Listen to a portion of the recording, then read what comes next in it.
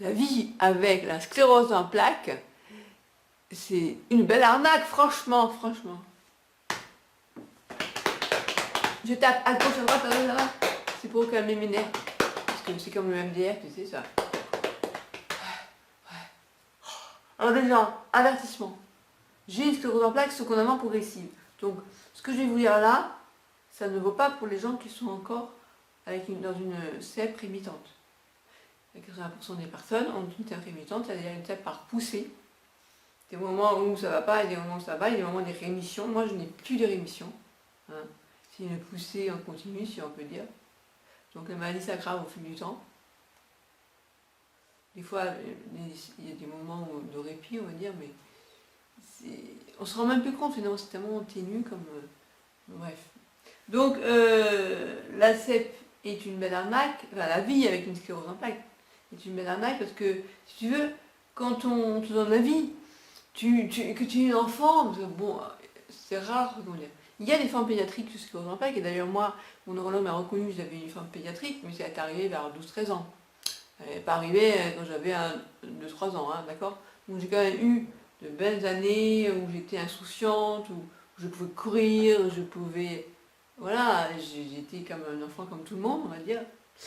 Même si ça ne veut rien dire en soi. Et ouais, quand on te donne la vie, j'ai envie de dire, on est insouciant, et ce côté un peu papillon, comment dire, papillon noir, bon, bref, peu importe. Tu profites quoi, au maximum. Après, on n'est pas tous égaux, c'est-à-dire qu'il y a des gens qui naissent dans des familles où ils sont aimés, d'autres qui naissent dans des familles où ils sont maltraités, ou même abusés, enfin bref. Après, il y a aussi des familles aisées, des familles qui sont pauvres, et, bref.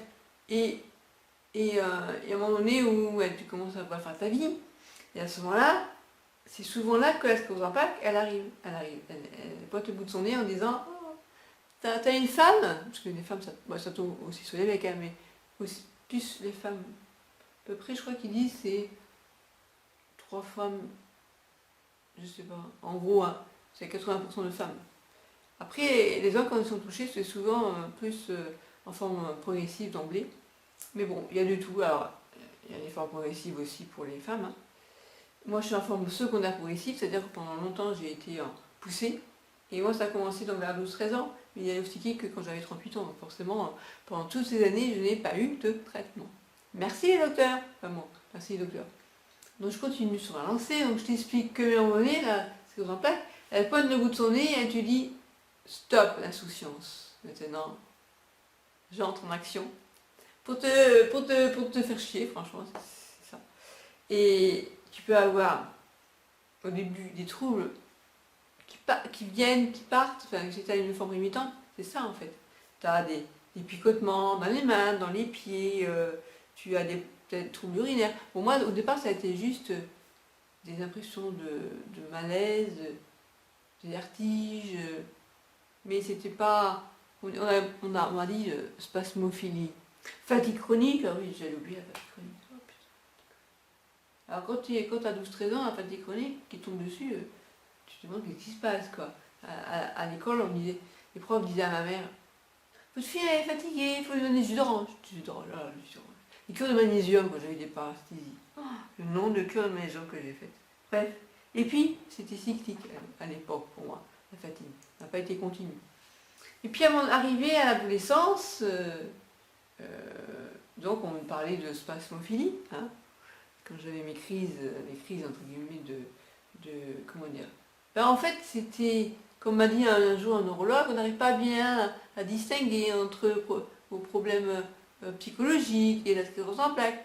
Les couillons, bien sûr quand tu ne peux pas le séparer, parce que c'est quand ça t'arrive dessus, ces symptômes que tu comprends pas, qu'est-ce que tu fais? C'est comme ça qu'on fait. T'as peur, tu paniques, tu dis qu'est-ce qui m'arrive? Tu te reconnais plus. Toi qui étais insouciant, qui courait sur la plage là et qui était un enfant comme tout le monde, et d'un coup, tu te dis mais c'est quoi ce que je ressens? Pourquoi j'ai ces malaises? Et pourquoi? Je te dis, tu manques de magnésium, t'es fatigué. Putain, vous faites tout chier. Voilà, en gros, hein, je te résume. Puis à un moment donné, impossible de lire. J'avais un texte. Je te promets, hein, je m'en souviens encore, j'avais quoi 20 ans. Je vais passer un examen. Maman, s'il te plaît, dis-moi, je voudrais réviser, mais j'arrive plus à lire. Et tout, je vois plus rien. Ça m'avait paniqué. Et puis, à ce moment-là, bon, j'ai loupé mes examens, c'était la première année de DUG. Et puis quand j'en ai parlé au médecin, ouais, c'est normal, c'est le stress des examens, vous savez, le stress, ça peut faire beaucoup de choses. Oui docteur, le stress peut faire beaucoup de choses, je sais. On m'a dit ça pendant des années aussi, que le stress pouvait faire beaucoup de choses. Donc on a continué ton petit bonhomme de chemin, tu vois. Ok. Voilà, c'était pour t'expliquer en quoi la vie avec une sclérose en plaques est une arnaque. Donc voilà, là, tu sais pas encore ce que tu as en fait, hein, tu sais pas encore. Tu sais juste qu'il y a des moments où ça va pas, et puis des moments où ça va. Et puis quand tu en parles au médecin, il dit c'est normal, c'est le stress, c'est la spasophilie, c'est le manque de magnésium, voilà, ok. Ça a été ça ma vie pendant longtemps. Puis à un moment donné, je sais pas comment exprimer ça autrement que ça te tombe sur la tête. Je comprends pas. La veille au soir, j'apprends mes cours, j'étais en fac de droit, hein, en maîtrise de droit à carrière judiciaire, je voulais devenir avocate. Alors quand tu es en maîtrise de droit et que tu te souviens plus de rien de ce que tu as appris, que quand tu es en train de diriger, le prof il t'interroge et tu restes comme une conne, mais je sais plus, mais et ben qu'est-ce que tu fais? Tu déprimes. Enfin, tu vas voir ton médecin, je comprends pas ce qui m'arrive. J'apprends et puis le lendemain, quand on m'interroge, j'ai tout oublié. Anxiolytique, antidépresseur. Allez voir là-haut chez le psychiatre. Je sens que vous êtes un peu stressé. Oh putain.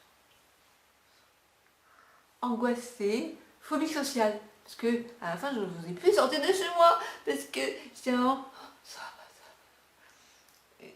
ça va. T'as un studio là, ouais. Prête-moi ton appart là. Il n'y a personne qui. Il n'y a plus de locataire. Il faut que je parte, papa il est insupportable, c'est à cause de vous, m'a dit le psychiatre. Ouais, psychiatrie. Partez de chez vos parents. C'est la solution. Parce que votre problème, ça vient de vos parents. Ah bah oui, c'est tellement facile de faire ça. Donc, ma mère sympa, elle me dit Christelle, tu mets la charrue avant les vœux là, tu travailles pas. Qui c'est qui va payer l'appartement? C'est tes parents. Et tu crois que c'est comme ça que c'est ça son indépendance? Oui, papa il m'emmerde, il s'est cassé les côtes, c'était insupportable. Parce que mon père était handicapé, entre temps il a eu quand même un accident de la plane, bref.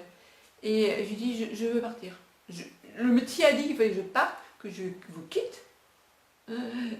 Et donc voilà, je fasse ma vie. Puis à ce moment-là, en même temps, j'ai quitté mon fiancé, parce que je m'étais fiancée. Sauf que j'étais pas bien. Voilà. Pas bien du tout dans ma peau, franchement, avec tout ce qui m'arrivait. Je savais pas ce que j'allais faire de ma vie. Donc, sous les conseils de ce psychiatre, je suis dans un appartement, enfermé. Je vire le psy, non, j'ai fini par virer le psy, mais à l'époque, j'ai viré Ludovic, qui n'a rien compris du tout pourquoi je voulais plus lui. Et puis, à un moment donné, ben, au bout de 6 mois, j'avais des envies de me jeter par-dessus le troisième étage quand même. Hein. Puis là, j'ai appelé ma mère, j'ai dit maman, je crois que je rentre à la maison. Parce que je suis toute seule là, je n'ose même plus aller me chercher du pain pour aller faire les courses toute seule. Ça va pas, ça va pas. Et là, il y avait tout qui se brouillait, en fait, je n'arrivais plus à me concentrer mon regard. J'avais des problèmes visuels, je ne savais pas que c'était une névrite optique à l'époque. Je ne savais pas. Je me disais encore, c'est l'angoisse, c'est l'anxiété, vous êtes phobique sociale, mais j'ai pas peur des gens, moi. C'est juste que je suis pas bien dans ma peau. Bref. Donc, je te raconte. L'arnaque continue. Ouais. À ce moment-là, donc je rentre chez mes parents. Voilà. Merci maman d'avoir dit à papa de me laisser tranquille. Tu laisses tranquille Christelle, parce qu'en plus en même temps j'avais des problèmes digestifs. Je n'arrivais plus à manger, j'avais perdu 10 kilos. Là j'étais à 60 kilos, je suis descendue à 50. Et elle avait dit à mon père, tu restes tranquille. Alors bon, mon père, au départ il me faisait, si tu veux, en fait, avant que je me parte, j'étais assise quelque part, mon père il me faisait ça, le geste pour lui dire tu dégages, tu me laisses la place. Et moi, comme une conne, je me levais et je lui laissais la place. À un moment donné où j'ai dit stop. Mais à l'époque, ma mère lui a fait comprendre qu'il fallait qu'il me respecte. Bref, t'expliquerai, c'est parce que par l'histoire avec son père, il m'a voulu, bref, je passe là-dessus, on parle de la sclérose en plaques. Hein. Mais bon. Et donc, à ce moment-là, pendant 5 ans, je suis restée cloîtrée chez mes parents. J'avais des attaques de panique, c'était l'horreur. Je sortais, quand à l'époque, je vais aller chez le dentiste, souvent j'appelais pour pas y aller parce que je panique. C'est le psy, c'est pareil. Puis à un moment donné, j'ai rencontré quelqu'un, c'est un peu me penser d'ailleurs à la chanson de Soprano, la personne qui, je sais plus comment, je vous mettrai le lien vers ce clip, qui m'a parlé de la thèse qu'il faisait, ça m'a dit, ah, ça me plairait bien de faire ça, de travailler sur tout ce qui est droit d'auteur, droit artistique, bref. Et je me suis dit à ma mère, j'ai envie de reprendre la fac. Mais bon, d'abord par correspondance, parce que là, je suis encore un peu phobique, quoi. Et donc, c'est comme ça que j'ai commencé à m'en sortir. J'ai mis un pas dehors. J'ai travaillé chez moi, enfin, c'était quand j'y pense. Je me suis inscrite par correspondance en disant, si mon dossier est accepté, je le fais. Et ça a été accepté, donc je l'ai fait. Du jour au lendemain, moi qui passais mes nuits sur l'ordinateur, sur internet, sur les forums, à la phobie, etc. Et je me réveillais à 13h, et quand ma mère arrivait du travail, puis à l'époque elle travaillait, et d'ailleurs elle m'avait remercié pour me dire que si tu n'avais pas été là pour t'occuper de ton père, je n'aurais pas pu travailler. Et bien moi, du jour au lendemain, je me lève à 13h à 8h du matin pour travailler. Et donc j'avais la liste des cours à savoir, la liste des ouvrages à acheter pour travailler pour me faire mes propres cours, quoi. Et ben, j'ai eu la maîtrise. Parce qu'en fait, il a fallu que j'aille 2 fois à Saint-Martin-de-Mer, donc après Grenoble, et pour les travaux dirigés, puis pour les examens, il y avait une dizaine d'examens. J'ai eu l'écrit avec 12 de moyenne, puis après l'oral, j'ai eu juste, mais je l'ai eu. Et puis après, la question, ça a été, pour ma loi, je voulais faire un master en droit d'auteur. Ça m'a été refusé de droit et relation immatérielle à Montpellier. Je suis allée à Aix-en-Provence. J'ai fait des chemins 1 fois par mois. Enfin, bref, voilà. Et tout le monde se dit, elles sont sorties, ça y est, ça y est. J'y allais non pas en bus, j'allais en train, puis après en voiture, puis à un moment donné, au mois de décembre, je vais porter ma valise, j'avais plus de force. Et ma mère m'a dit que c'est pas grave, je vais t'amener moi là, à Aix-en-Provence. Donc comme on a été à Aix-en-Provence ensemble, c'était une bonne période, je dois dire, parce que Aix-en-Provence, j'ai trouvé ça super comme ville. Et puis donc j'ai eu un master, puis après je me suis lancée dans le bénévolat en tant que juriste, puis là j'ai repris à Montpellier. Donc j'ai fait un DU en sciences criminelles, j'ai eu avec mention bien, la première fois j'avais une mention, j'étais trop contente. Et voilà, et là je commençais à j'aimerais dans la vie, et sauf que ce que je vous ai pas dit, c'est qu'il y a eu un épisode quand j'étais à Aix-en-Provence où quand je marchais, j'avais la cheville qui... J'avoue que j'avais... Parce qu'à l'époque je marchais avec des talons, sur les bottines, les talons, j'ai perdu un talon quoi, non, tout allait bien. Bon. J'avais parlé à mon stage généraliste à l'époque, il me pas... Je rentré là, ça rentrait là. Je parlais aussi, je commençais à avoir des problèmes urinaires. Je me souviens une fois, quand je rentrais de la CLCV, c'est l'association dans laquelle je travaillais en tant que bénévole, une envie subite. Et puis aussi, une autre fois où j'avais voyé un psychologue à cette époque-là, qui m'a beaucoup aidé, M. Guillemol. Et j'étais dans le parking souterrain, je lui ai envie de faire pipi. Et en l'espace d'une seconde, je me suis rendu compte que je m'étais fait dessus.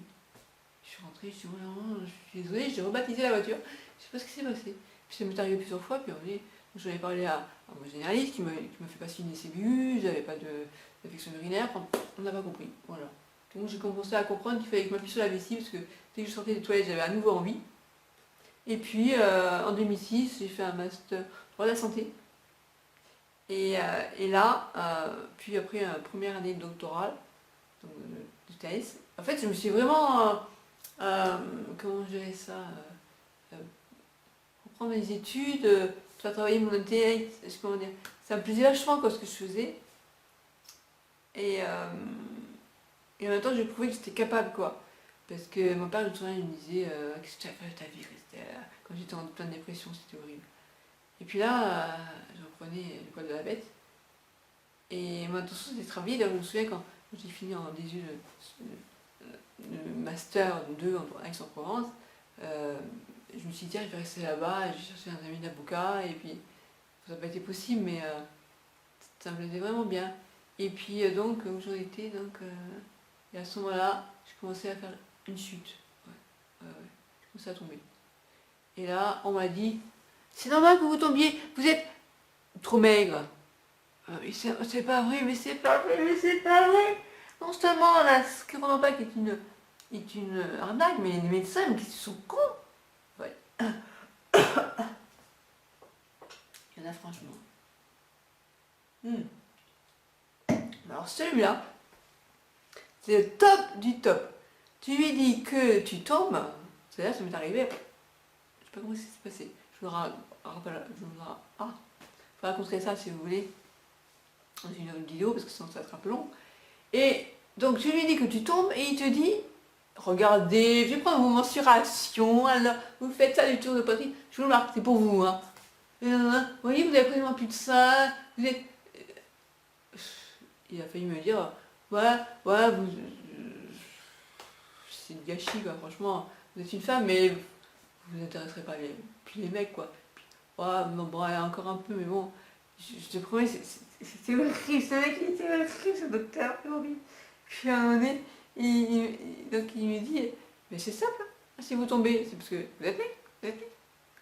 Oh, j'ai dit, mais qu'est-ce qu'il est con. Mais pourquoi vous êtes mec? Et pourquoi ils sont arrivés? J'ai quitté mon ex-fiancé à cette époque-là. Non, mais c'est pas la vraie question. Là. Bon, d'accord, ok. Je m'en débarrassais, je lui ai dit, ah bon, d'accord, j'ai eu des abus sexuels. Voilà. Ah ouais, c'est ça. Ah, mais vos parents, c'est des salauds, ils vous ont pas protégé. Comment il peut se permettre de dire, mes parents, c'est des salauds, parce qu'ils m'ont pas protégé, que machin. Non mais, bon, écoutez, moi, avec moi, vous allez prendre 10 kilos. 10 kilos, 10 kilos. Donc vous avez pu tomber grâce à moi. Et puis, mais vous savez quoi? Je vais vous donner un conseil. Alors là c'était le summum. Faut que je vous raconte parce que c'est trop, comment dire, avec le recul, tu te dis, mais quand même, ce médecin, il me fait, vous savez, si vous avez peur des hommes, ce qui est normal après ce que vous êtes arrivé, essayez les femmes. Essayez les femmes, vous savez, les femmes, c'est tout. Je lui dis, écoutez, vous êtes sûr que vous êtes un médecin? Parce que franchement, je ne suis pas venue là pour ça, enfin je veux dire, je ne suis pas venue là pour que vous me donniez des. Que vous me dites changer d'orientation sexuelle, quoi. Bref, ça m'a fait, avec le recul, ça me fait trop rigoler parce que après, je n'ai pas osé lui parler de mes troubles urinaires, mais je lui ai dit que j'arrivais pas à dormir la nuit. J'avais du mal à dormir parce que j'avais des picotements qui me réveillaient. Ah oui, ça me réveillait, j'avais l'impression d'avoir l'abdomen anesthésié, parce que j'avais pas qu'un seul symptôme, c'est pas juste que je tombais, j'avais des picotements sous les pieds, je sentais plus la peau au niveau de l'abdomen, bref. Et là il me fait onanisme. Oh putain, mais le mec, d'habitude je rate sur les médecins parce qu'ils ont tendance à trop prescrire de médicaments, mais alors lui, bravo, non je l'applaudis parce que je ne l'ai pas envoyé au Conseil de l'Europe. Il a eu de la chance. Hein. J'aurais bien aimé, mais bon, je n'ai pas voulu briser sa carrière. J'ai été gentil, parce que franchement, il le méritait, quoi. Enfin, il méritait de se ridiculiser, quoi.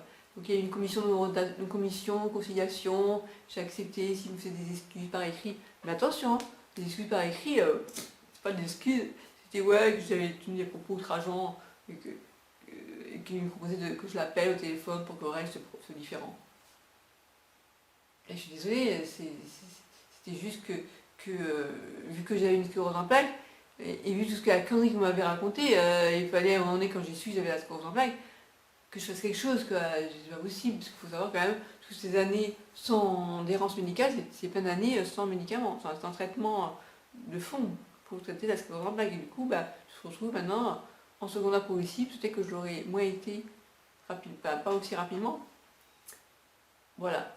Et bref, donc je vais en finir quand même pour vous dire que la sclérose avec la sclérose en plaques, c'est une arnaque. C'était ça le but de tout ça. Et au final, maintenant, en 2014, t'apprends que. Tu ressens toi-même, parce que tu vois ton état qui s'aggrave au fil du temps, et ben vous avez une sclérose en plaques secondairement progressive. On ne m'a pas dit comme ça, c'est moi qui dis, docteur. Pensez pas que je suis en train de passer. Si. Vous en pensez quoi, madame? C'est la mère. Ben si, oui, je vois, j'ai du mal à monter les escaliers de plus en plus. Voilà, voilà, ben ça c'était pas prévu quoi. Pas prévu au programme que j'ai une sclérose en plaques, hein. Mais je crois que personne ne prévoit d'avoir une sclérose en plaques un jour. Et en plus la sclérose en plaques je ne connaissais pas du tout. Une personne ouais, qui m'en avait parlé, c'est sa mère, et du coup ça me faisait peur. Et comme une idiote que j'étais, parce que franchement j'étais une idiote, oui c'est me renseigner, j'ai dit oh là taillot taillot, j'ai pas envie d'avoir des enfants qui se votent en plaque moi. Et oui, et oui. Et donc ça pour dire que c'est important de parler de la maladie. Alors là j'en parle en rigolant, mais franchement ça fait du bien de parler comme ça. Parce que il y a une personne ce matin qui m'a dit attends, tes vidéos, quand on les voit après, on a envie de se pendre quoi. Ah bon? Ah bon? Mais pourtant je fais plutôt des déconnades. Ah, elle m'a vu, non mais j'ai vu tes vidéos de toi, t'es super fatiguée et tout. Ah, mais là, attends, j'étais pas fatiguée, c'était en période de fin de vie de ma mère, en période elle venait de mourir, donc forcément j'étais la tronche quoi. Donc attention, regardez un peu, quand vous regardez les vidéos, écoutez pas tout ce qu'on vous dit, hein, si on parle de ce qu'on vous en plaque en disant attention, attention, ah, j'ai une maladie horrible, atroce et tout. On va pas te prendre parce que tu as vu ça sur YouTube aussi, hein.